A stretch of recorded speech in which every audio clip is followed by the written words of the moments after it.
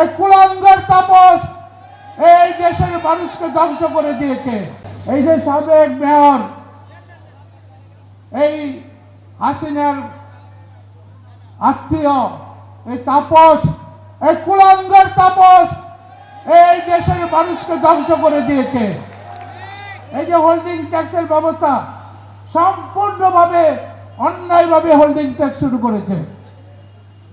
আজকে শুধু holding tax না, আজকে প্রত্যেকটা ঘরে ঘরে যেভাবে ট্যাক্স হয়েছে এদেশের মানুষ এটা কোনোদিন দিতে পারবে না।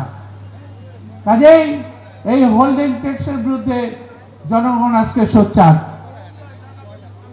আজকে